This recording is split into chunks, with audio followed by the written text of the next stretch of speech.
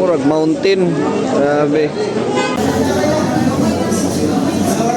Grabe dyan yung pongko-pongko mga brad. Kay magkadadyog tagam. Samot na nga lami kaayo. Basta daghang kay Bombay. Diba? Unya silihon pa dyan nato. Lami kaning bulaklak o tinag-as. Uy! Unya ka mo niya mga brad. Nagkakaon na baka mo? Kay na, wa pa mo kakaon. Aray na lang mo diri. Kaon na lang sa mo pongko-pongko mga brad. Basta gikag hilanat pongko-pongko gina mga brad. Pero sa tinuod lang mga brad. Kini diri sa puwente. Dugay na sad kay kuha ka aray diri. Uy! Murag last year pag yun. Kay na may pungko-pungko dool diri sa muas may mingla karon, so diri ra sa kuga kaon. Pero sa kadugay nga wala ko kakita sa akong amigo si Wilro, no, ako jud siya gibisitahan diri sa ilahang lugar diri sa may puwente.